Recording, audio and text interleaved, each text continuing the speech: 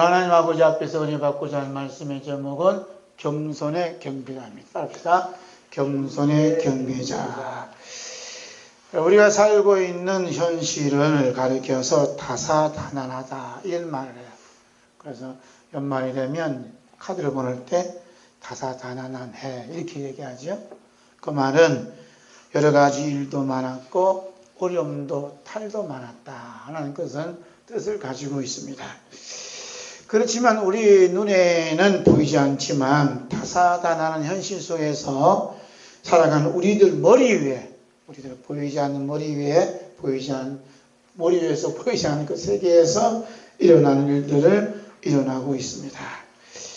여러분은 그 다사다난한 삶을 살면서 나의 머리 위에서 일어나고 있는 일들에 대해서 한 번쯤 생각해 보셨어요? 내 머리 위에서 무슨 일이 날까? 내 위에서 어떤 일이 생겨나는가, 어떤 사건이 일어나고 있는가 한번 생각해 보셨습니까? 우리가 예수님을 믿는 성도라면, 아니 예수님을 믿고 또 구원받고 천국 간다는 사실이 믿어지는 성도라면 다사다난한 이 현실, 보이시는 육신의 현실을 보지 말고 이 위에서 일어나고 있는 일들에 대해서도 깊은 관심을 가져야 합니다. 이것이 이제 세상 사람과 다른 점이 여기에 있는 거예요. 교회 나오는 걸로 다른 점을 친다기보다도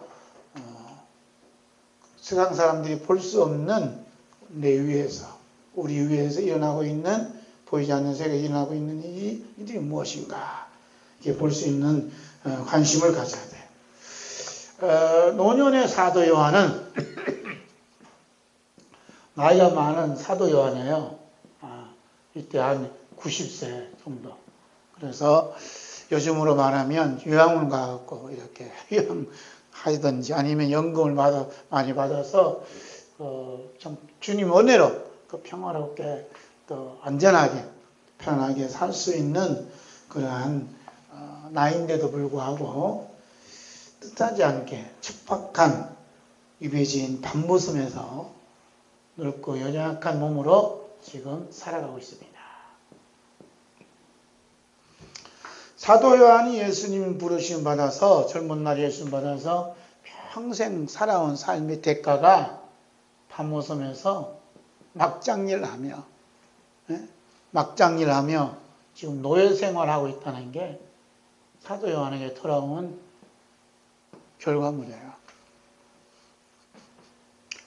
그 사도 요한은 실패했어요? 성공했어요? 여러분 어떻게 생각하세요?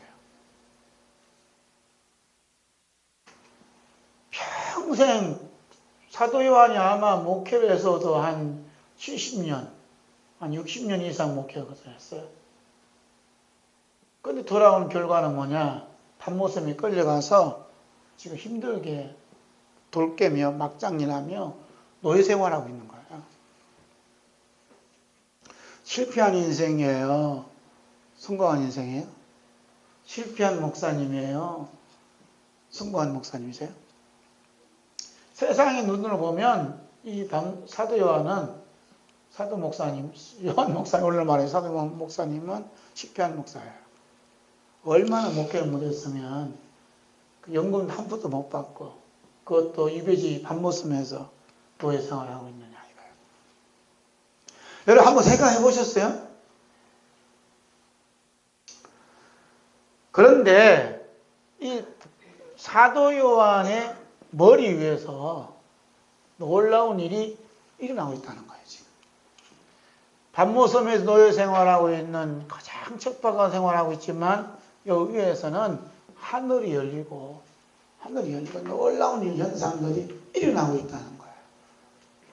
참 놀라운 일이 아니에요? 지금 사도 요한이 머물고 있는 이 밤모섬이라는 이 세상은 진짜 현실이에요. 현실이에요. 이 현실은 어떤가요? 잠깐 있다가 사라지는 거예요. 그런데 사도 요한이 머리 위에서 지금 일어나고 있는 이러한 현실들은 어때? 잠깐 있다가 사라질 것이 아니라 영원한 현실이 지금 펼쳐지고 있는 거예요. 이것이 지금 요한계시록의 중요한 이슈라니까요. 사람들은 뭘 보냐면 이것만 봐요.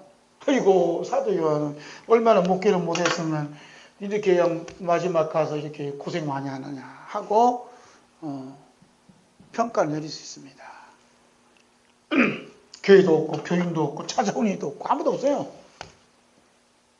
그런데 지금 사도 요한 머리 위에서 하늘나라 영광의 빛이 비춰지고 승천하신 예수님께서 오셔서 사도 요한을 만나 주셨다는 건 놀라운 축복이에요. 그러므로 사도 요한은 성공했어요? 실패했어요?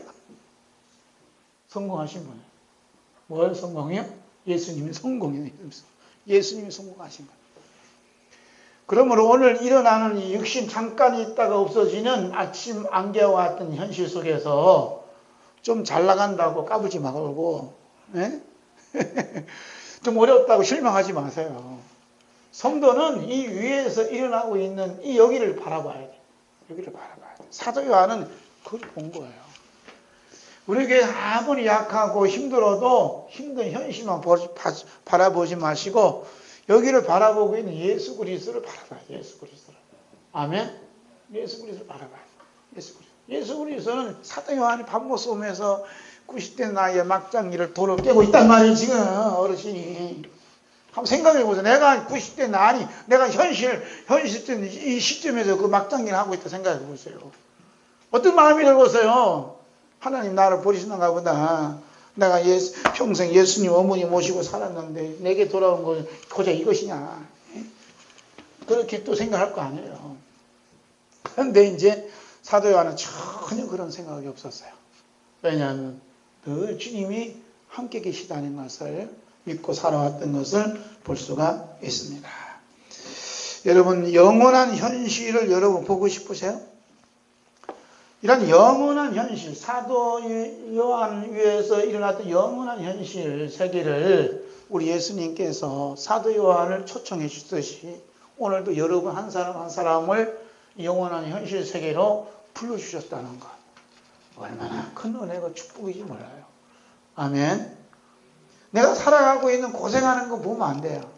보지 말고 나같이 고생하고 저 힘들게 살아가는 나에게 이렇게 영원한 하늘나라 예수님이 계신 하늘나라 보좌에서 일어나는 현실 세계로 나를 이렇게 초대해 주셨다니 하는 생각만 들어도 얼마나 감질떡지하고 얼마나 감사하냐 이 말이죠. 할렐루야. 아멘. 지금 요한계시록은 그걸 얘기해 주는 거, 그걸. 요한계시록을 편지를 받았던 교회와 모든 성도들은요, 내일 모레면 사자밥이 됐는지, 내일 모레면 자기 기름 부어서 불로 태워지 화염수로 이렇게 그런 사형수로 이렇게 끌려갈 수 있을는지 불안하고 엄청난 어려운 시련을 겪었던 그 시대예요. 현대 시대에서는 상상할 수 없는 시대에 지금 사도 요한이 쓴 요한계시를 받고 있는 겁니다. 그러니 그들에게 무슨 얘기를 해주었어요? 그래서 영원한 예수님이 계신 영원한 하늘나라의 세계를 지금 성령님께서 사도 요한에게 보여주시고 있는 것입니다. 그런 모습들이 이제 요한계시록 4장 10절에 말씀하고 있어요. 함께 볼까요? 시작. 입사 장로들이 보좌에 앉으신 이 앞에 엎드려 세세토록 사신 이에게 경배하고 자기의 멸관을 보좌 앞에 던지며 가로되. 사도 요한이 초청을 받아서 어린 양의 보좌 앞에 가니까 누가 경배하고 있어요? 입사 장로들이 엎드려 경배하고 있는 거예요. 그래서 예수님이 주셨던 그 왕관, 멸관을 다 벗어서 주님 앞에 다 되돌려 주는 거예요. 이런 일들이 지금 일어나고 있는 겁니다. 그래서 경배한다, 경배. 그 제목을 뭐라 잡았어요? 겸손의 경배자. 겸손의 경배자가 된다. 그래서 멸관을 주님 앞에 벗어서 드렸다는 거예요. 오늘 말씀은 이 10절에 키포인트가 있는 겁니다. 아주 중요한 말씀. 사도 요한이 봤던 하늘나라 보좌에서 일어나고 영원한 현실은 입사 장로들이 보좌에 앉으신 예수 그리스도 앞에 경배하면서 자기의 멸관을 보좌 앞에 던지면서 이 모든 것들은 주님의 몫입니다라고 두렵고 떨리는 마음으로 이렇게 멸관을 돌릴 거예요. 멸관 누구란 얘기예요? 주님의 몫입니다. 왜 저희들에게 이렇게 주시는 겁니까? 멸관을 받을 수 있는 그런 자격이 없는 죄인입니다라고, 이것조차도 주님이 모시고 주님이 것입니다라고 두렵고 떨리는 마음으로 되돌려 주는 거예요. 할렐루야. 얼마나 이 입사 장로들이 겸손한지 몰라요. 그러면서 하시는 말씀이 요한계시록 4장 11절 있습니다. 시작. 주 하나님이여 영광과 존귀와 능력을 받으시는 것이 합당하오니 주께서 만물을 지으신지라 만물의 주의 뜻대로 있었고 또 지으심을 받았나이다. 모든 영광과 존귀와 능력을 받으시기에 주님 합당합니다. 그러면서 만물을 얘기해요. 만물이 누구 뜻대로 됐다 그래요? 주님의 뜻대로 되고 주님의 뜻대로 지으심을 받았나이다 하고 말씀해요. 왜 갑자기 만물 얘기 나와요? 이 만물은 사도 요한이 처한 이 밤모섬에서 고생하고 있는 것도 다 포함이 돼요. 그리고 교회와 성도들이 겪고 있는 모든 일도 이 만물 속에 다 포함이 돼요. 그러니까 지금 교회가 겪고 있고 성도들이 겪고 있는 모든 일들이 누구 뜻대로 된다는 거야? 주님의 뜻대로 됩니다라고 올려드리는 겁니다. 할렐루야. 여러분 고생하는 것도요 주님의 뜻이요. 죄가 많아서 죄가 많아서 고생하는 게 아니라 주님의 뜻이 임하기 때문에 고생하는 거예요. 할렐루야. 주님의 허락 없이 고생하는 게 아니에요. 주님이 허락하셨어요. 고생하는 것도 주님이 허락하시고 평안한 것도 주님이 허락 속에 이루시는 거예요. 어떤 분은 고생하면 죄를 많이 져서 그렇다고 해요. 예수님이 죄가 많아서 그렇게 고생 많이 했어요. 그러면 이사야 선지자나 에스겔 선지자나 사도 요한이 그렇게 죄가 많아서 밤모섬에서 이렇게 고생했어요? 순교당합니까? 그렇지 않잖아요. 주님의 뜻대로 이루시는 주님의 뜻대로. 할렐루야. 주의 뜻이 내게 임하셨구나 하고 하셔야 돼요. 우리 제가 얼굴은 못 뵀지만 젊은 목사님 계시는데 아주 열심히 사세요. 그 아들이 젊은 아들이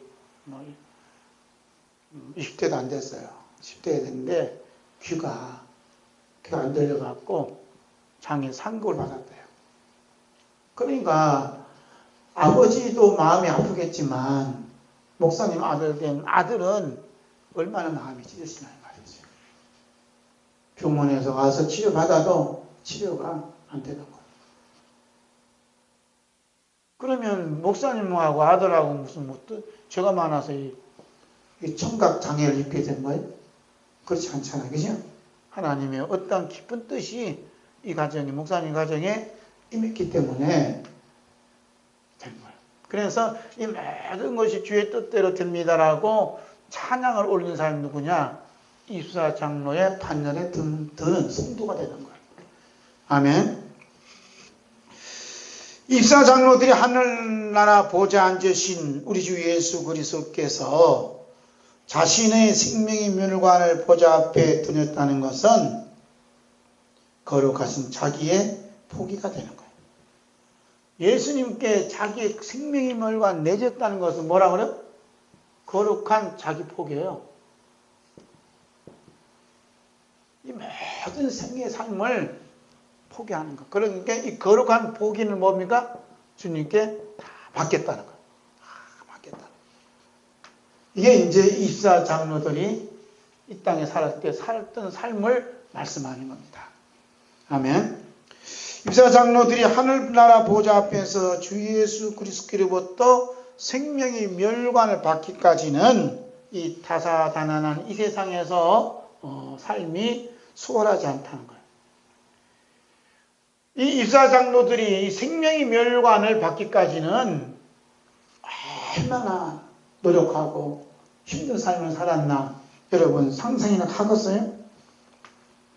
그래서 이 땅에서 사는 온갖 시련과 아픔과 고통과 죽음을 겪으면서도 이들이 참을 수 있었던 것은 뭐냐면 예수 그리스도의 십자가에 흘리신 용서와 사랑이 힘 때문에 이들이 견뎠다는 거예요.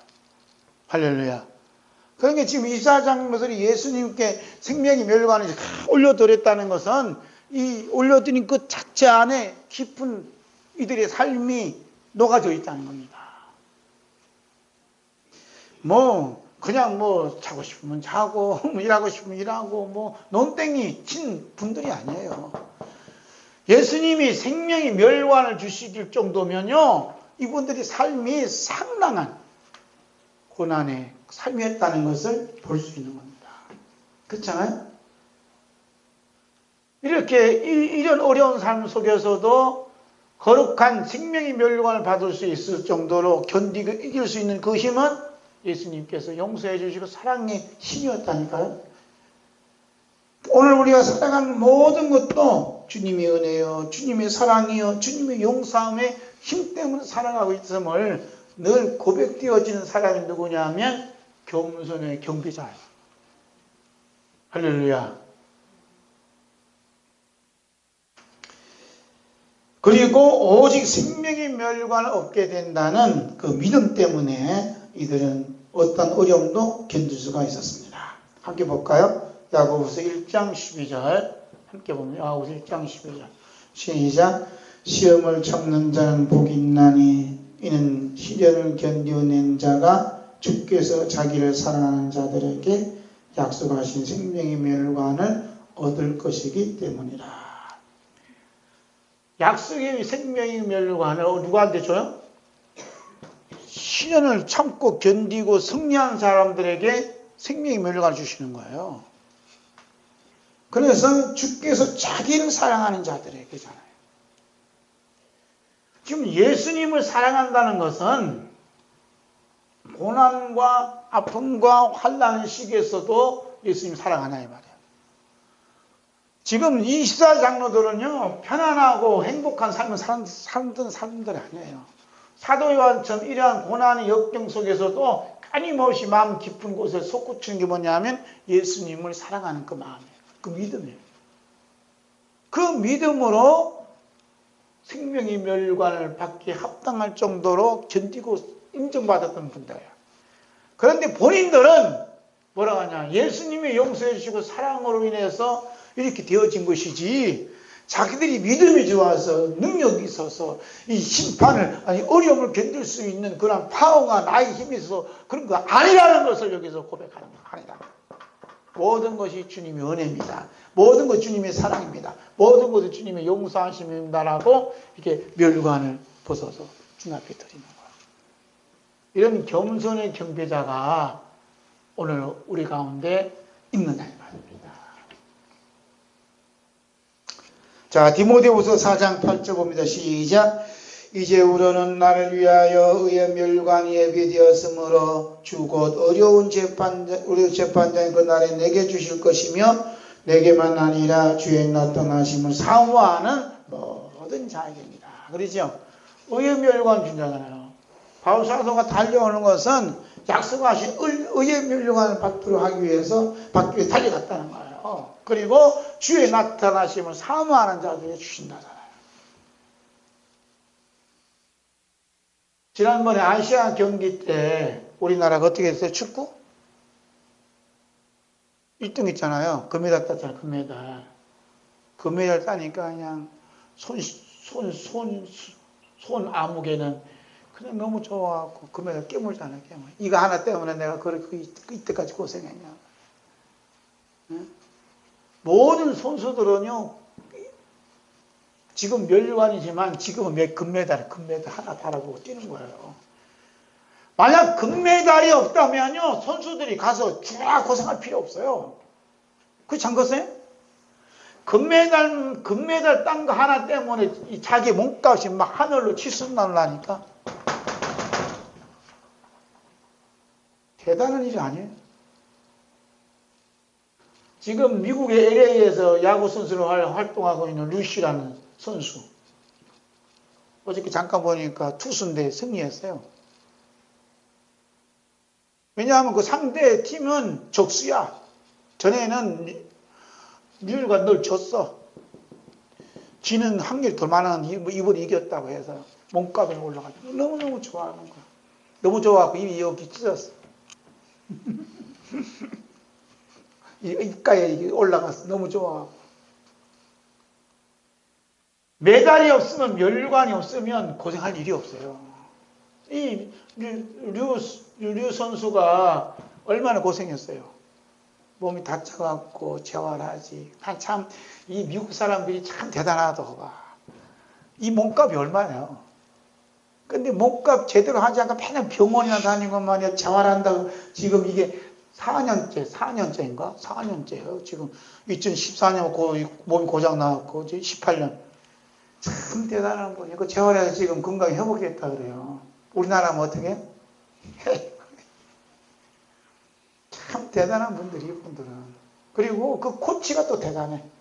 그 가능성을 보는 거야. 언제 한번 빛을 발한다. 항상. 그게 아버지보다 더 사랑스럽다는 거야. 고난과 아픔의 속에서 사랑을 느낀다는 게 대단한 거 아니에요. 성도는 고난과 현실 속에서 예수님의 사랑이 팍팍팍 느껴져야 한다. 할렐루야. 또 사랑이 짙어지는 것이요. 그 말씀인지 이 말씀. 그래서 그 면류관을 받든 금메달을 받든 이걸 따기 위해서 그냥 어려움과 온갖 고난을 다 겪는 거예요. 선수들이든 뭐 기업을 하는 사람은 기업하는 사람이든 또 이제 장사하는 사람이든 이거 하나 때문에. 자, 넘겨서 44쪽에 봅니다. 입사 장로들이 받았던 생명의 면류관은 자신의 목숨보다도 더 소중한 면류관이에요. 할렐루야. 그 선수들을 생각하시면 돼요. 월드컵 경기하고 금메달 땄다. 자기 목숨보다 더 소중하게. 예? 입사장도 마찬가지예요. 자기 목숨은 더 소중한. 그런데 그들이 하늘나라 보좌에 계시는 예수 그리스도 앞에서 자신이 받은 생명의 면류관을 돌렸다는 것은 이 다사다난한 이 세상에 살 때도 자신이 최고의 영광과 유신과 천명과 자존심을 고려하지 않고 살았음을 스스로 고백하는 겸손한 모습을 여기서 볼 수가 있는 거예요. 이 땅에 사는 삶이 그렇게 중요하다니까요. 그 입사 장로의 삶을 통해서 이분들이 어떻게 살았는가 하는 것을 우리가 유추해 낼 수가 있다는 거예요. 그래서 면류관을 예수님 보좌 앞에서 이렇게 드렸다 하는 이 자체 속에서 이분이 이 땅에서 어떻게 살았는가를 볼 수 있는 거예요. 할렐루야. 겸손한 삶을 살았다는 거예요. 겸손. 자신의 체면을 위해서 자신의 어떤 능력으로 사는 게 아니라 주님의 모든 것이 하나님 은혜다고 여겨지고 살았다는 거예요. 다사다난함이 가득한 이곳에서 사는 인간들은 세상의 모든 움직임이 어디로 향해 있어요? 자기 자신을 향해 있기를 원하는 거예요.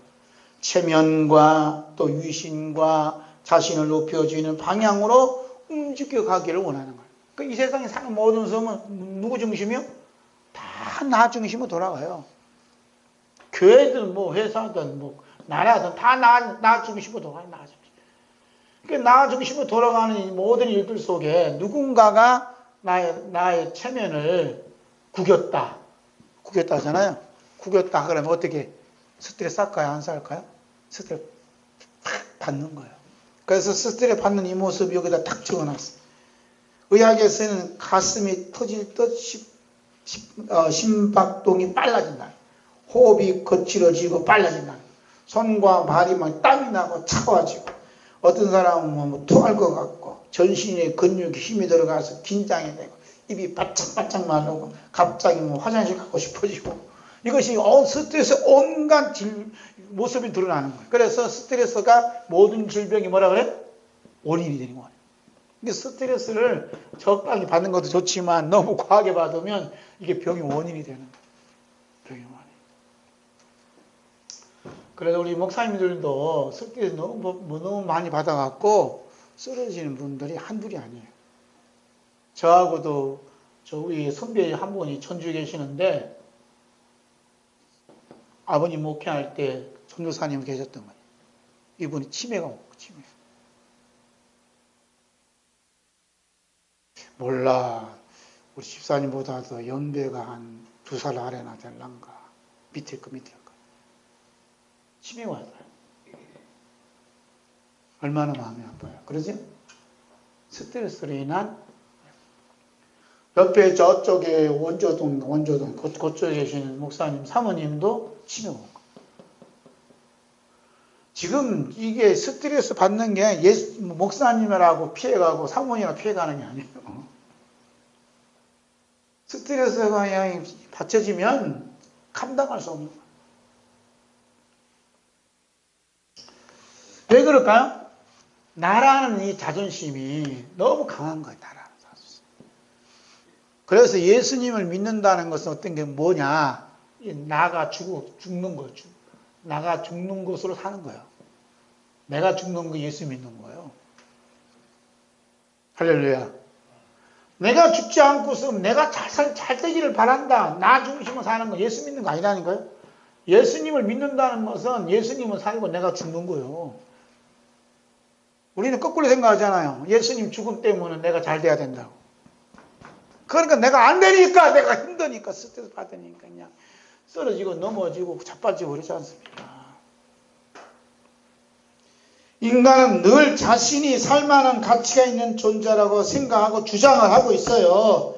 그런데 자신의 유심과 체면과 자존심이라면 어느 누구한테도 굽히지 않았던 사울이 예수 그리스도를 만나는 그 순간, 그 사건을 통해서 자신이 해서었던 모든 것들이 예수님과 함께 어떻게 십자가에 못 박힘을 당하는 죽는 일이 벌어졌다는 거예요.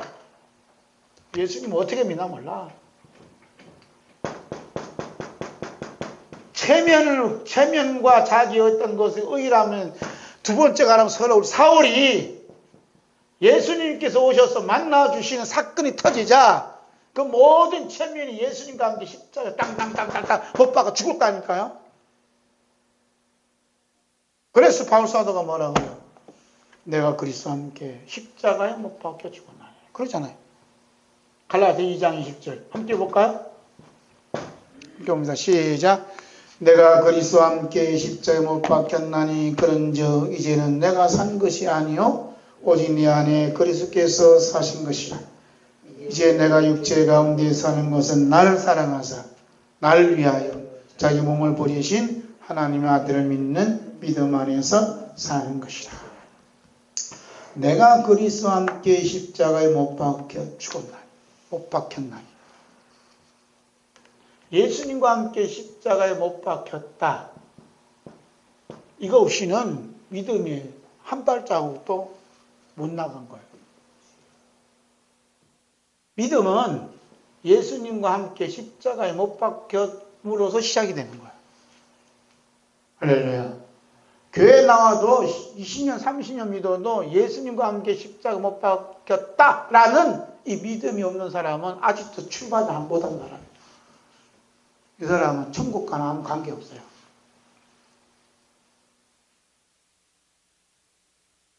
심각한 얘기예요, 지금. 이따가도 이제 좀 나오지만, 에스겔 선지자가 살았던 시대에도요, 가짜와 진짜가 있었어요. 가짜 선지자, 진짜 선지자 있었다고. 가짜 선지자는 어떻게?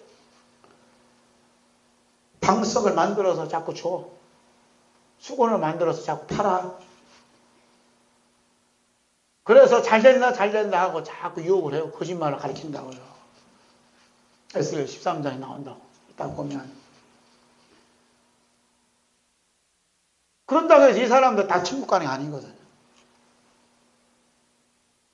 바울사도는 내가 예수 그리스도와 함께 십자가 못 박아 죽었다라고 시작하는 거예요. 이제는 내가 어떻게? 산 것이 아니다. 내가 산 것이 아니다. 그럼 뭐 했다는 거예요? 나는 죽었다는 건 죽었다. 내 안에 누가 살아요? 예수 그리스도께서 사신다는 거예요. 이게 내 안에 예수님께서 사시는 게 뭐냐면 이게 믿음이에요. 할렐루야. 바울사도 그러나 너희가 믿음이 있는가 너희 자신을 시험하고 너희 자신 확정하라잖아. 예수 그리스도께서 너희 안에 계신지 스스로 알지 못하느냐. 스스로 알지 못하면 너희는 두려운 자예요. 믿음이 뭐냐면 예수님이 내 안에 살아계십니다. 믿어지는 게 믿음이에요. 할렐루야. 여러분 안에 누가 살아계세요? 예수님 살아계세요? 내 안에 당신이 있어. 그러면 감동받으면서도 내 안에 예수님이 살아계신다 그러면 아무 감동이 없어. 이게 이제 큰일 난 일이죠. 큰일 났어. 큰일 나서 큰일 났어요. 예수님이 우리 집사님 마음, 장로님 마음에 계신데요. 뭐 감동이 옵니까? 예수님이 여러분 권사님 마음에 계신데요. 어떻게 따뜻함이 옵니까? 귀에 왔다 그냥 스치는 바람처럼 쳤쳐 갔어요? 그 걸어가신 분이 우리 안에 사신다는 건 그 자체만 믿어줘도요, 이 세상 다 얻은 것처럼 얻은 것보다 더 기쁨이 있는 거예요. 그렇지 않겠어요? 예수님이 내 안에 내 더러운 이 마음 가운데 사시다니 말이 되냐고. 이게 말이 되냐고. 그럼 사신다는 거 말씀하시니 어떻게 하겠어요? 말씀을 믿을 수밖에 없지. 아멘. 그러면서 유신과 체면이 강한 로마에 있는 성도들에게 바울사도는 보낸 편지에서 의미심장한 말씀을 하고 있어요. 함께 볼까요? 로마서 11장 15절. 함께 봅니다. 시작. 저희를 버리는 것이 세상의 화목이 되거든 그 받아들이는 것이 죽은 자 가운데서 사는 것이 아니면 무엇이죠?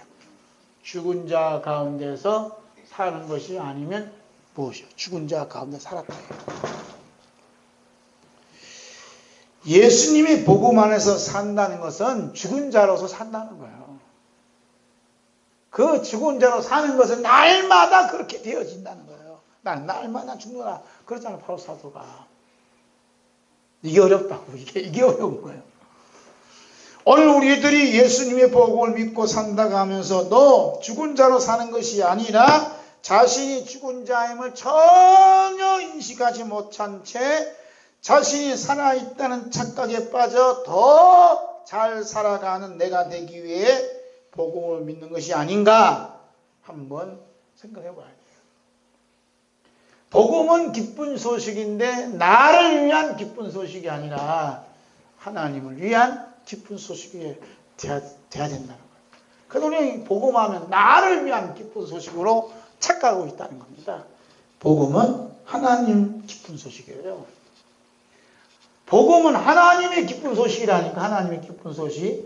하나님 어떤 기쁜 소식이에요? 죄인 하나가 회개하는 게 기쁜 소식이에요. 하나님께서는 할렐루야.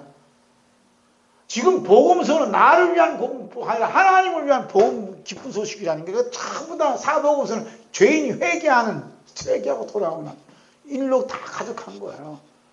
예수님 그러잖아요. 죄인 하나가 회개하는 것이 회개할 거 없는 천사들 그 하늘에 있는 99마리보다 더 기뻐하신다잖아요. 할렐루야. 오늘 여러분이 내가 사는 게 아니고 예수님이 내 안에 사시는구나 하고 믿어지면요 하나님이 너무너무 기뻐하신다니까. 그 하나님의 기쁨이 여러분 안에 다 전이 되었을 때, 감염이 되었을 때 이때 이제 기쁜 소식이 되는 거예요. 할렐루야. 예수님의 복음은 어디서 나와요? 십자가의 죽음에서 나오는 거예요. 십자가의 죽음을 통하지 않고는 복음이 나올 수가 없어요. 할렐루야. 이 십자가의 복음이 예수님 복음이라니까. 이 복음에서 십자가 죽음에서 나오는 복음이에요. 죽음이 없는 복음은 복음이 아니라는 거예요. 내가 죽지 않았음에도 복음을 말한다는 것은 다른 복음이라는 게 다른 복음. 여러분 복음이 얼마나 중요한지 아세요? 죽느냐 사느냐 하는 것이 이 복음이에요. 복음. 잘 들어보세요. 복음. 우리는 복음 하면 다 같은 복음인 줄 알아. 복음은요 크게 두 가지 나눠요. 천국으로 인도하는 복음과 지옥으로 몰아내는 복음이 있다니까요.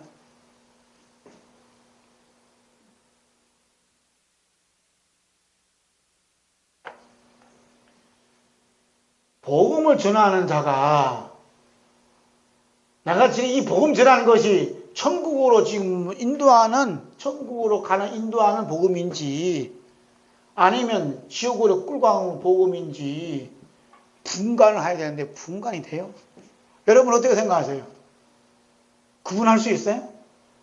어떤 복음이 천국으로 인도하는 복음이고 어떤 복음이 지옥으로 그냥 내몰리는 복음인가? 여러분 어떻게 구분할 수 있어요? 속된 말로 뭐 똥인지 뭐 뭔지 못 가네?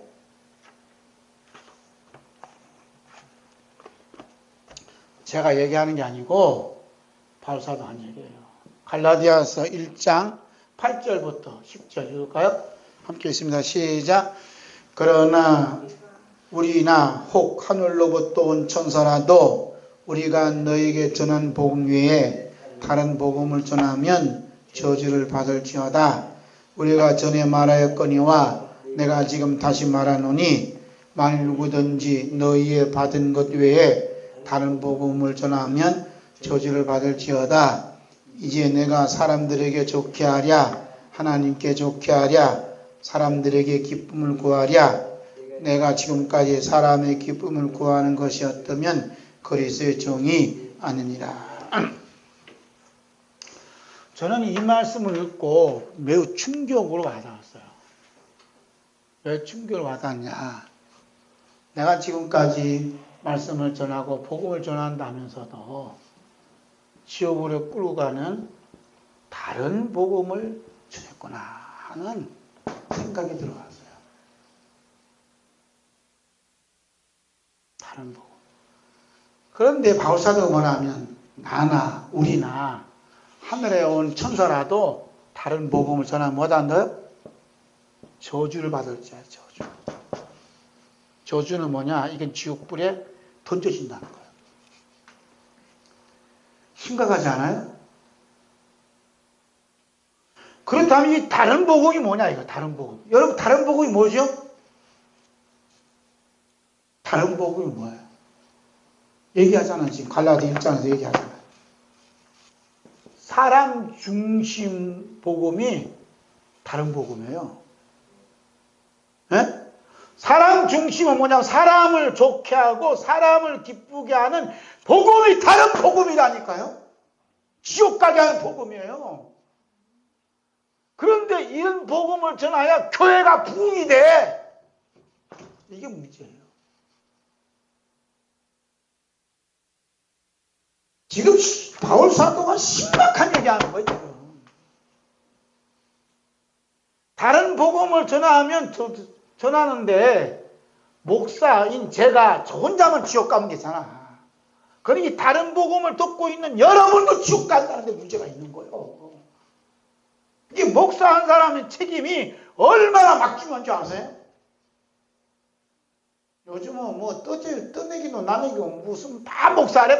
발로 치는 사람도 다 목사야. 어떻게 된 게. 여자들도 끝도 가면 목사래. 뭐 엊그저께 집사님이었는데 갑자기 목사님이시네. 어디서 예배드리니까 집에서 예배드리는데.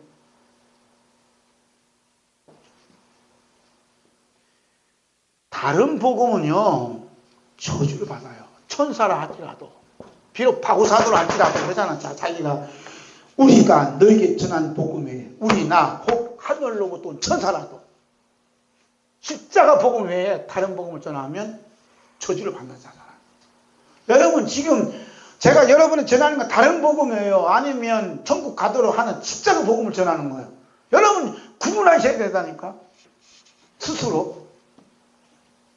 다른 복음을 전하는 자가 누구나 이게 이제 싹군이요. 싹군. 이게 거짓 선지자요. 싹군이라고요. 이런 사람 다 마귀의 종로로 타는 사람들. 이 사람 다 지옥 간다니까. 사람을 기쁘게 하고 사람을 좋게 하면 그 다음에 아멘이 터져. 제가 그러잖아요. 갈라디아 2장 28사다가 내가 그리스도와 함께 십자가에 못 박혀 죽었다잖아요. 십자가의 복음은요 나를 좋게 하고 우리를 사람을 좋게 하는 데는 용납을 안 해. 다 죽여버려요. 다 죽여. 십자가는 다 죽인다니까. 다 죽여.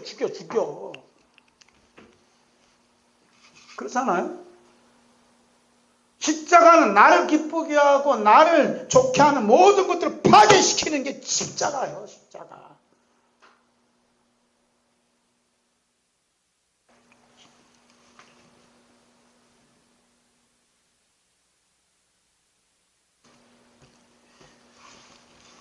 베드로 사도가 이런 말씀을 해요. 베드로후서 2장 14절.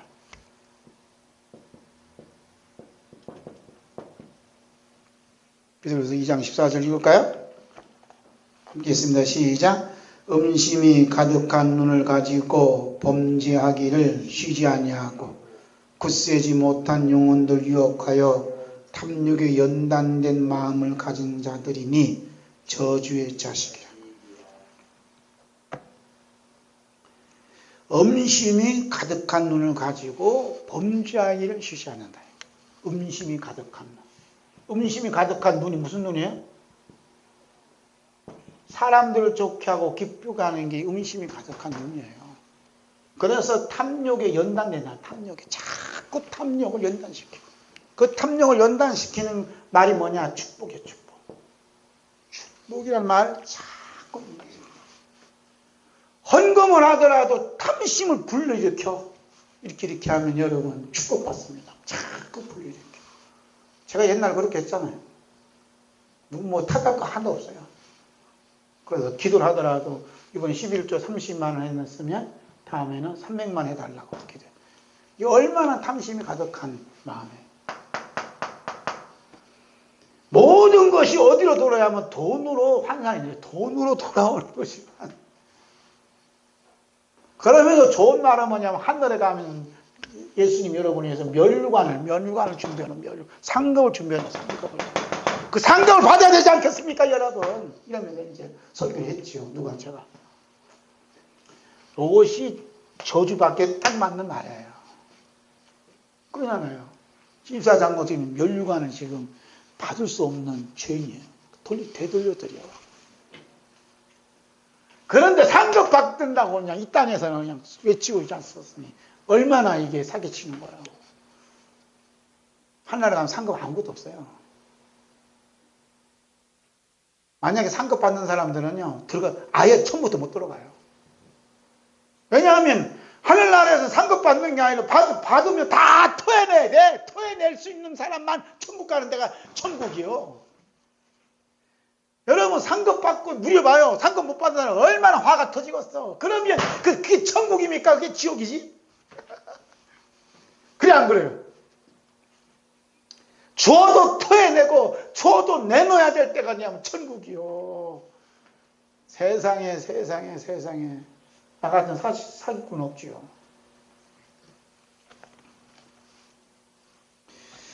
그러므로 복음은 나의 영혼과 성들의 영혼이 지옥이냐 천국이냐 중대한 사명을 갖고 있어요. 성경에 기록된 하나님께서 인간의 행복과 구원과 축복과 번영과 잘되는 유지로 일하는 것은 결코 아니라는 거예요. 성경의 하나님은 누구 유지로 일하냐면 오직 예수 그리스도의 십자가의 복음 유지로 일하신 분이 성경에서 말하시는 하나님이라는 말입니다. 우리를 위해서 일하신 게 아니라 오직 십자가, 예수 그리스도 십자가의 복음을 위해서만 일하신 분이 뭐냐면 하나님이셔요. 창세기부터 요한계시록 그 얘기하는 거예요. 십자가 복음 뭐라고 했어요? 나 잘 되면 파괴시킨 거라 했잖아요. 그래서 처음 하늘과 처음 땅을 파괴시키고 새 하늘과 새 땅을 주는데 십자가의 복음을 받아들인 사람만 거기에 들어갈 수 있는 거예요. 그래서 처음 하늘과 처음 땅을 파괴시킨 도구가 뭐냐면 십자가 복음이라니까. 예수님 십자가. 할렐루야. 십자가 나를 파괴시킨 걸 모르고 배지 달고 다니고 목걸이 다니고 반지 들고 다니고 차에도 붙이고 다니고 집집마다 십자가 다 있고. 그런데 나를 파괴시켜야 되는데 내가 파괴가 안 됐어. 이 십자가 때문에 내가 더 잘 됐고 내가 더 축복받았다 얘기해. 그건 가짜예요. 십자가 때문에 망해야 돼. 다. 그래야 누가 살아요? 그리스도가 내 안에 사시는 거예요. 아멘.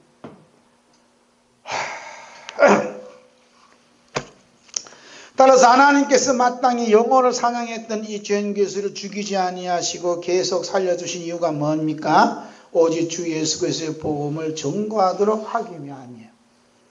하나님께서 우리로 하여금 우리 주 예수 그리스도의 복음을 전거하도록 하신다는 것은 하늘 보좌에서 자기의 목숨보다 더 소중한 생명의 물건마저도 주님께 돌려드리는 겸손한 예배자로 세우신다는 것을 말씀하는 겁니다.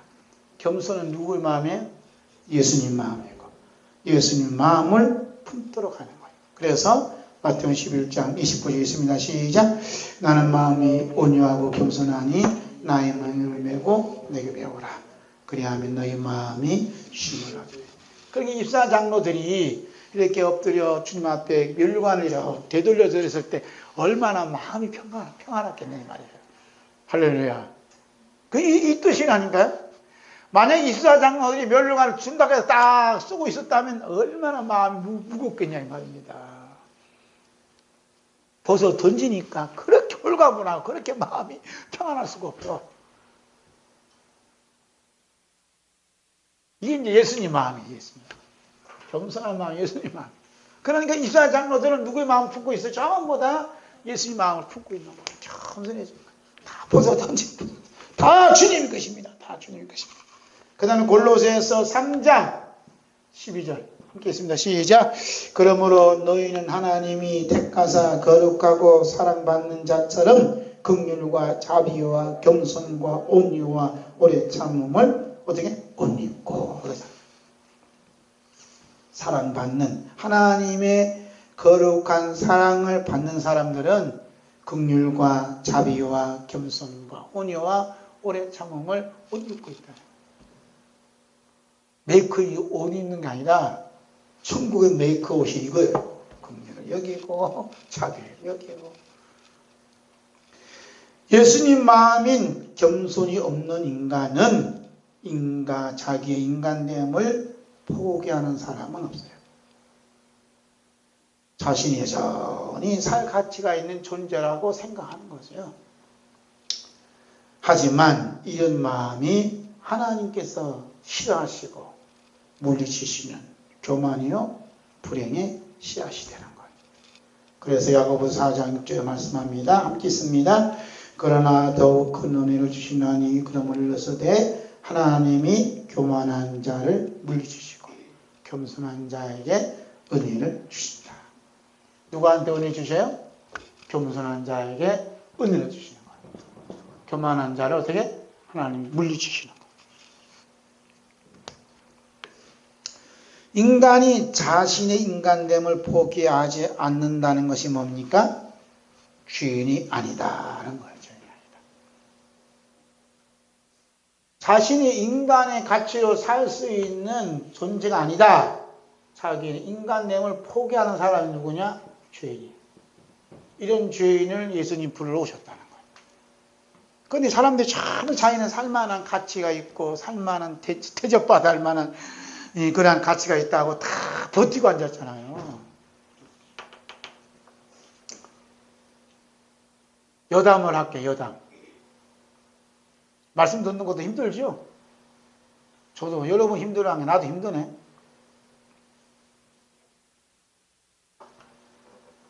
어느 교회에서 목사님이 연세가 이제 돼서 은퇴할 시간이 됐어요. 그래갖고 이제 후임 목사를 모십니다.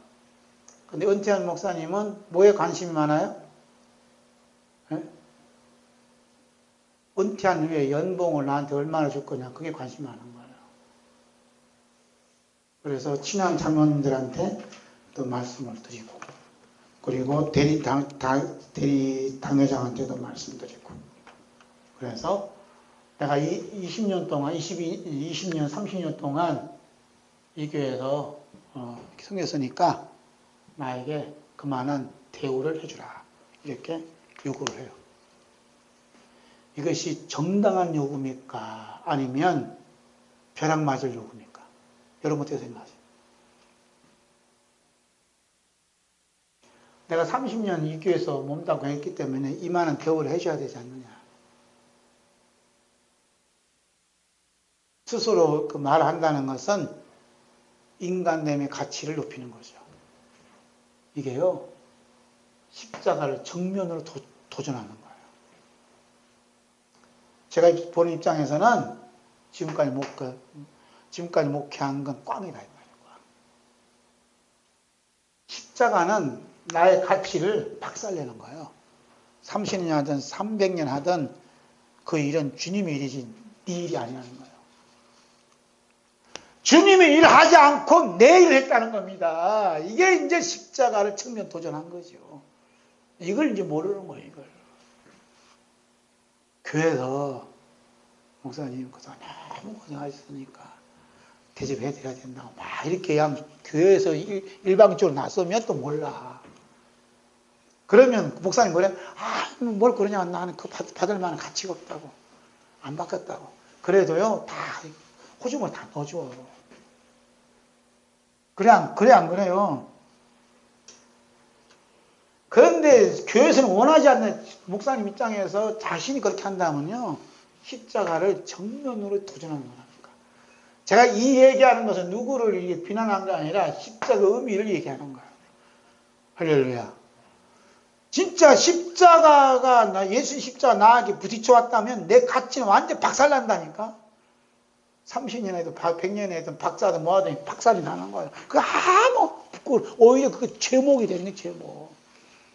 어떤 분은 뭐 그냥 이게 그냥 경력을 쫙 해놨어. 뭐 대학 교수에다가 목사에다가 뭐 신학 박사에다가 뭐 상담원 박사에다가 뭐 쫙 해놨어요.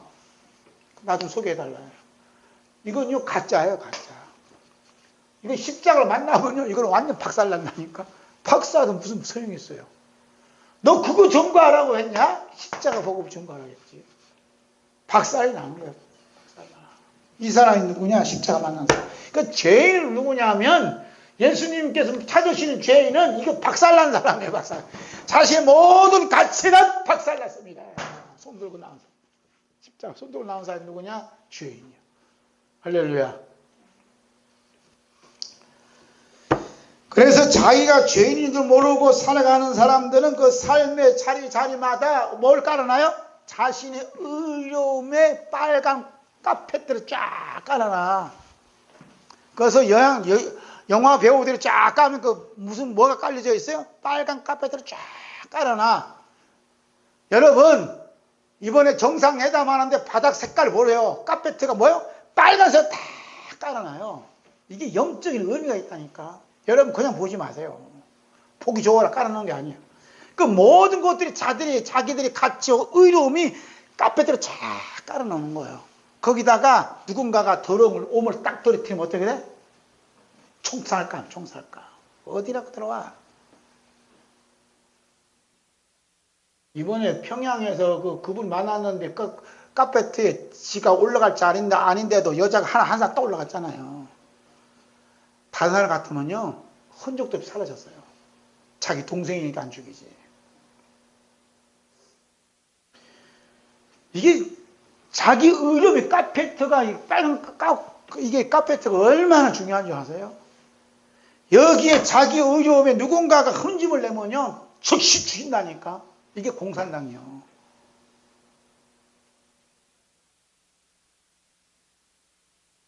결국 자기 의료비 깔아놓은 삶의 자리가 뭐예요? 자기 영광이잖아, 자기 영광. 그러니 그 빨간 카페를 깔아놓은 거라서 그게 대통령 영광이고 선수들의 영광이고 연예인들의 영광이에요. 그게 누가 들어오면 안 돼요. 큰일 나요. 밟히게 하면 그 사람 총살감이에요. 죽어. 왜 그게 밟고 앉았어요? 자기 의료. 그잖아요, 이게 자기 의료. 이게 이제 십자가를 정면 도전하는 이게 이제 저주받을 일이에요. 저주받을 일. 뭐 교회는 안 그러나? 교회도 막 빨간 카페에 쫙 깔아놓잖아요. 거기는 여자들이 못 올라오지. 지금 막 올라가. 옛날에는요 못 올라갔어요. 강대상 누가 감히 올라가? 여자가. 청소도 못해요. 남자가 올라가야지. 지금은 그런 개념이 없지만 옛날에 다 그랬어요. 왜 빨간색이라고 몰라. 세상 다 말은 좋지. 예수님 보혈이라고. 그러지 마세요. 그냥 자기 목사 영광 거기에 있는 거예요. 예수님의 제자들 중에 이런 자기 영광을 주님의 영광이 나타나는 그 한 자리에 자기를 끼워달라고 요청한 제자가 있어요. 뭐 예수님이 제자라고 해서 자기 의의 영광에 대해서 관심 없는 게 아니에요. 관심이 더 많아요, 이 사람들은. 그래서 예수님 그 영광된 자리에 저도 한 자리에 끼워달라고 했어요. 그것도 좌우에, 좌우. 예수님 중심의 좌우에. 얘기하잖아요. 좌우에. 누가 그래? 야고보, 요한. 사도 요한이 지금 여기에 끼어 있었다니까. 사도 요한이 젊어올 때는 그렇게 했어요. 그래서 한번 볼까요? 사도 요한이 한 거. 요한복음, 마가복음 10장. 마가복음 10장. 보겠습니다. 마가복음 10장 35절서부터. 함께 있습니다. 시작. 세베대의 아들 야고보와 요한이 주께 나와 여짜오되 선생님이여 무엇이든지 우리의 구하는 바를 우리에게 하여 주시기를 원하옵나이다. 이르시되 너에게 무엇을 하여 주기를 원하느냐? 여짜오되 주의 영광 중에서 우리를 하나는 주 우편에 하나는 좌편에 앉게 하여 주옵소서. 예수께서 가라사대 너희 구하는 것을 너희가 알지 못하는도다. 나의 마시는 잔을 마시며 나의 받는 세례를 받을 수 있느냐? 저희가 말하되 할 수 있나이다. 예수께서 이르시되 너희가 나의 잔을 마시는 잔을 마시며 나의 받는 세례를 받으려니와 내 좌우편에 앉는 것은 나의 줄 것이니라. 누구를 위하여 예비되었든지 그들이 얻을 것이니라. 아멘. 지금 중요한 건 사도 요한이 자기 형제 안드레하고 예수님께 찾아와서 지금 영광 중에 좌회정, 우회정을 저희가 앉혀달라고 했어요. 그럼 예수님이 단칼에 딱 빼버려요. 무서운 얘기입니다, 지금. 사도 요한이 이런 철모를 이렇게 한 것은 자기 의가 죽지 않고 살아있기 때문에 예수님의 영광된 그 자리에 앉게 해달라는 거예요. 그러니까 예수님께서 단호히 거절합니다. 이 얘기가 무서운 얘기예요. 지금 예수님의 영광된 자리는 하늘 천국 보좌예요. 이스라엘 장로들이 앉아있는 그 자리에 자기 의가 있는 사람은 절대로 앉을 수 없는 자리 여기 있는 거예요. 아셨어요? 이것을 이제 마가가 기록하는 겁니다. 그런데 뭐 자기 의이 좀 흠냈다고 화내고 뭐 인정하지 않는다고 속상하면 이 사람은 아예 근처도 못 본 사람이에요.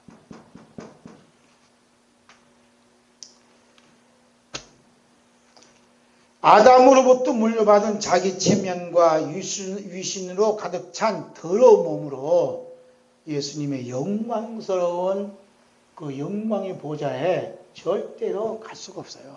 들어갈 수 없습니다. 그래서 십자가는 이러한 자기 의의를 깨부시는 일을 하는 거예요. 왜? 미워서 하는 게 아니라 예수님의 영광스러운 보좌에 합류시키기 위해서 십자가 그런 일을 하는 거예요.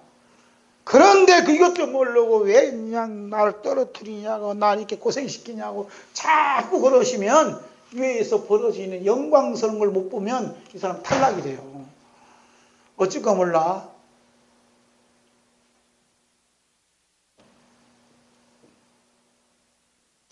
기도는 만사가 다 해결되는 게 아니에요. 예수님께서는 기도가 능치 못할 게 없다고 생각했던 지자들을 즉시 책망해요. 예수님 그러잖아요. 너희 구하는 것을 너희가 알지 못하는도다. 너희가 지금 나의 옆에 앉혀달라고 기도한 자기 체면과 유신을 위해서 기도하는 것을 이거 기도가 아니다는 겁니다. 알지 못한다는 거예요. 내 유신을 세워달래. 내 유신. 하나님 이번 일을 실패하면 하나님 영광 가리잖아요. 나 하나님 영광 가리지 않게 꼭 성공시켜달라고. 합격시켜달라고. 이게 얼마나 가정 쓰는 기도예요. 그건 기도가 아니에요. 예수님 앞에 혼날 기도죠. 예수님께서는 이렇게 자신의 욕망으로 가득 찬 제자들을 미워해서 책망한 것이 아니라 예수님께서 원하시는 기도를 가르쳐주고 싶은 사랑의 뜨거운 마음으로 그렇게 말씀하시는 거예요. 그래서 하신 말씀이 너희가 나의 마시는 잔을 마시며 나의 받는 세례를 받을 수 있느냐 이렇게 묻는 거예요. 예수님이 고난의 잔을 자신들 꼭 마시게 해달라고 기도하라는 거예요. 영광된 이 자리를 탐내지 말고 예수님의 십자가의 고난에 저도 그 고난의 자리에 들게 해 주옵소서, 이렇게 기도하라는 거예요. 저도 그 고난의 잔을 마시게 해주시고 예수님이 받은 세례를 저도 받게 해주옵소서. 무슨 소리예요? 저도 죽여달라고 하는 기도를 하라는 거예요, 예수님은. 다시 말씀드리면 예수님의 영광의 보좌 옆에 앉을 수 있는 자는 예수님의 십자가 지심의 의미 안으로 빨려 들어가는 은혜를 받은 사람만 예수님의 영광의 보좌에 앉을 수 있다는 거예요. 예수님의 십자가 안에 빨려 들어가지 않은 사람은 절대로 천국에 갈 수가 없습니다. 예수님의 십자가 안으로 빨려 들어가야 된다는 거예요. 지금 예수님의 십자가는 우리를 지금 쫙 그냥 빨고 있는데도 난 안 가겠다고 쫙 밀어내잖아요. 저는 예수님의 십자가는 지금 우리는 빨려들인다는 거예요. 빨아들이고 있어. 성령이 바람으로 쫙 빨아들이고 있는데 안 빨아들이고 있다고 막 난 수고로 도망가자.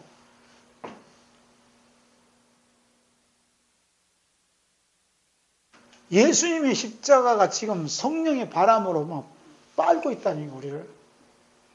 여기에 빨려 들어간 사람만 이제 예수님의 영광의 보좌가 보이는 거, 사도 요한처럼.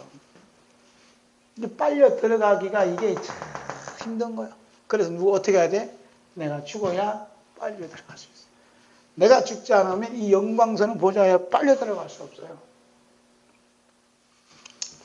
예수님의 십자가 안으로 빨려 들어가는, 흡수되어지는, 그게 풍덩 빠지는 은혜를 임해야 된다. 예수님께서는 제자들의 예수님 십자가의 고난을 잔을 마시는 걸 가르쳐서 뭐라 그래? 세례라, 이렇게 받는. 그 나의 받는 세례를 받을 수 있느냐.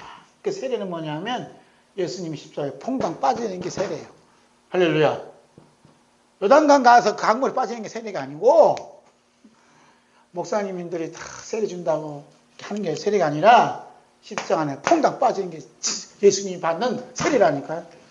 할렐루야. 사도 요한은 훗날 예수님의 뜨거운 사랑이 담겨진 책망과 함께 기도 제목을 받은 후에 요한복음을 기록하면서 세례 부분을 심도 있게 다루고 있어요.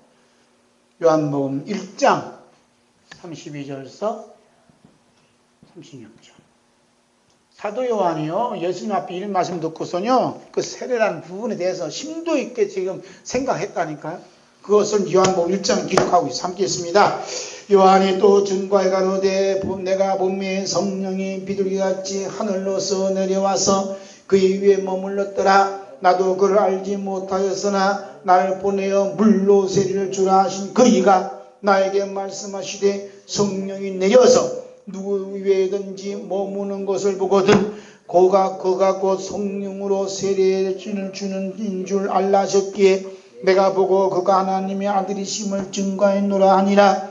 또 이튿날 요한이 자기 제자 중 12사람과 함께 섰다가 예수의 다니심을 보고 말하되 보라 하나님의 어린 양이로다. 지금 세례 요한이 얘기한 말씀을 지금 사도 요한이 기록하면서 보라 예수님 보라 하나님의 어린 양이라잖아요. 하나님이 어린 양이 하나님 어린 양. 하나님의 어린 양이라는 얘기는 무슨 얘기죠? 우리를 대신하여 죽으실 분이라는 거예요. 죽는 게 뭐냐? 이게 세례라는 거예요. 세례. 죽지 않고서는 세례가 안 돼요.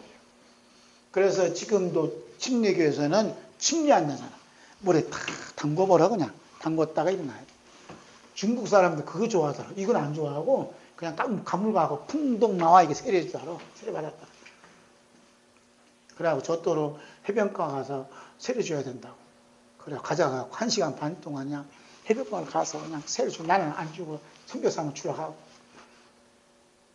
그 사람도 그게 세례 받는 거예요. 세례는 십자가 퐁당 빠지는 게 세례예요. 할렐루야. 예수님께서는 자기 백성들에게만 성령으로 세례를 주시는 거예요. 아무한테 안 줘요. 예수님께 주시는 성령 세례가 인간들로 하여금 자신이 하나님의 독생자 예수님을 십자가에 못 박게 할 정도로 얼마나 큰 죄인인가를 날마다 깨우쳐 주세요. 그래서 십자가에 퐁당 빠지게 한다는 얘기 뭐냐면 나는 예수님을 십자가에 못 박게 한 죄인입니다 하고 그 죄를 깨닫게 해준다. 죄인임을 깨우쳐 준다는 거예요. 할렐루야. 이런 사람 어떤 사람이요? 성령 세례 받은 사람이에요. 성령 세례 받으라는 게 뭐 그냥 소리 질러가면서 뭐 불 떼고 박수 치고 막 이렇게 하면서 이렇게 성령 세례 받으라고 외쳤잖아요. 누가? 제가 그랬어요 옛날에. 근데 그건 그게 아니더라고. 선배 목사님이 하면 그렇게 하는 줄 알고 성경도 모르고. 그건 성령 세례가 아니라 십자가에 퐁당 빠져서 내가 예수님을 십자가에 못 박게 한 죄인입니다 라고 깨닫는 것. 그 죄인을 깨우쳐 주는 게 성령 세례 받은 사람이에요. 할렐루야. 그런 성령 세례 받았던 사울이 뭐라고 하냐면 디모데전서 1장 15절 있습니다. 시작. 밑보다 모든 사람이 받을 만한 이 말이요 그리스도 예수께서 죄인을 구원하시려고 세상에 임하셨다 하였도다. 죄인 중에 내가 괴수니라. 그 십자가 못 박고 난 다음 십자가 풍덩 빠지니까 뭐라고 해 바울사도가 나는 죄인 중에 괴수다 이렇게 고백했다는 거예요. 그 다음에 고린도전서 15장 31절 있습니다. 형제들아 내가 그리스도 예수 우리 주 안에서 가진 바 너에게 대한 나의 자랑을 두고 단언하노니 나는 날마다 죽노라. 나는 날마다 죽는 게 뭐예요? 이게 이제 성령 세례 받은 사람이에요. 그 다음에 사도행전 20장 33절 있습니다. 내가 아무의 은이나 금이나 의복을 탐하지 아니했다. 이게 어떤 사람이요? 성령 세례 받은 사람이에요. 성령 세례 받은 사람들은 요즘처럼 아파트나 자동차나 그런 걸 탐하지 않아요. 아파트 줄 거요? 자동차 줄 거요? 그 유지비 줄 거요?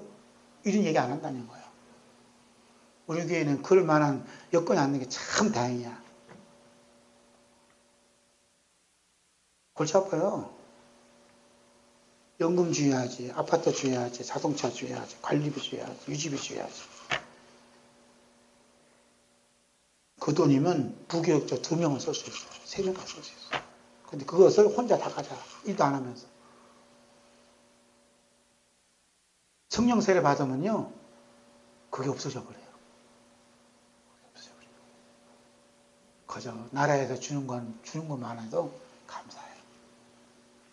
어느 나라가 노령연금 줍니까? 집사님 잘 나오고 통장에 잘 들어오고 있어요? 어느 나라가 그 주냐고. 어르신들 잘 들어와요? 통장에? 그런데 그게 앞으로 안 들어올 수 있어요. 왜냐하면 돈 버는 젊은 애들이 다 빠져나가고 대기업도 빠져나가죠. 해외로. 큰일 났어요. 돈이 뭐 어디서 나오는 줄 알아요? 공장이든 회사든 국내에 머무르면서 젊은이들이 이렇게 일자리 창출해서 이렇게 생산을 해야 연금도 팍팍 나고 복지가 되지. 그렇지 않겠어요?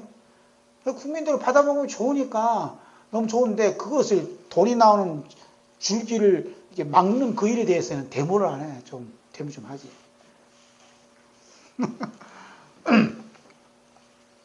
그렇지만 성령 세례 받지 못한 선지자나 사역자들은 어떤 모습으로 반응을 보일까? 하나님께서 에스겔 선지자를 통해 그 사실을 자세히 밝혀주어서 함께 있습니다. 에스겔 13장 17절에서 18절 있습니다. 시작. 너희 인자야 너희 백성 중 자기 마음에서 나는 대로 예언하는 부녀들을 대면하여 쳐서 예언하여 이르기를 주 여호와의 말씀에 사람의 영혼을 사냥하고자 하여 방석을 모든 말 발두개 꿰어매고 수건을 키가 큰 자나 작은 자의 머리를 위하여 만드는 부녀들에게 화 있을진저 너희가 어찌하여 내 영혼 백성의 영혼을 사냥하면서 자기를 위하여 영혼을 살리느냐 그러죠? 시간이 좀 지났지만 보면 지금 성령 세례 받지 않은 사람들은 뭐에 관심이 많냐 하면 돈에 관심이 많아요. 성령 세례 받지 못한 사람.